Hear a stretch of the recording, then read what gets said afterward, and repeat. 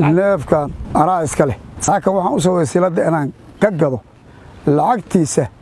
guriga loo dhisay ee farmaajo inaan uga qayb qaataan u gadaya lacagtana u dhiibaya oo lagu wareejinaya anaa xorhaan keen maal badan oo soo socdaan oo ka soo hordhacana waa jira hadda wadada ku soo jira oo guriga looga qayb qaadanayo anagu labarada ma kala aqaan balse qoladan u mari lahaa uu dhiibi lahaa inay ila soo xariirto waka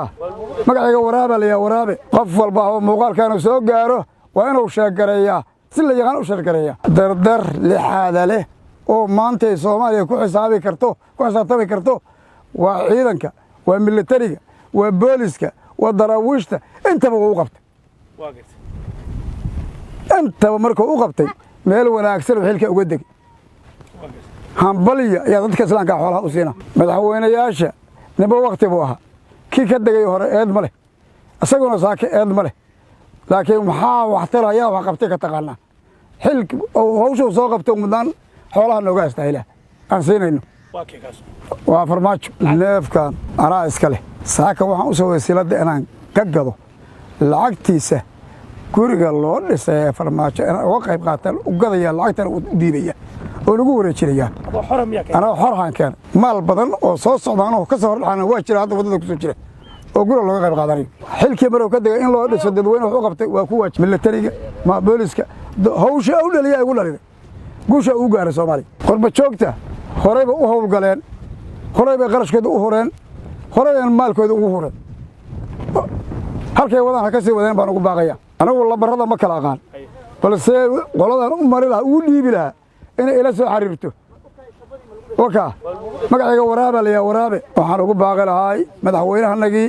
wadaniga ahay wax badan loo qabta weeye in guriga farmaajo la dejiyo oo dhiso oo mal iyo naf ay u huraan oo dhisaan hanti waxaan taaganahay siiladii suuqa Gurceel waxaan u nimid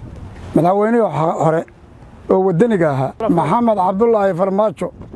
guriga loo dhisayo aan tagan uga qayb qaadanaya madaxweynaha hore waay mudnaan kalsooni hawl qabad oo u helay uuna keenay intaadan ugu tabarucayna guriga la dhisayo ku soo dhawaada neefkan anaa keenay siladaana keenay siladaana ka gaday waka siladaana ka iibi maxaa kugu kalifay adoo meeqa sano jirta waxaan jiraa 72 sano aan jiraa waxaan uga qayb qaadanayaa Soomaaliya guusha oo u soo hooyay ugu kaliftana uga qayb qaato Maxamed Cabdullaahi Farmaajo madaxweynihii hore oo xilka ka degay dad badan oo soo socda oo soo wada oo horudhaca oo aan ka soo hordhaca jira oo deegaanka oo Gurceel waxay soo wadaan geel waa geelay waxa la wadaa madaxweynihii hore Cabdullaahi Maxamed Farmaajo waka in looga qayb qaato howlqabadka dadweynuhu u qabanayaan uga qayb qaadan madaxweynihii hore Cabdullaahi Farmaajo inta wax u qabtay oo islaama inay wax u qabtaan way oo dayaan hadda oo ka qayb galaan guriga loo dhisaa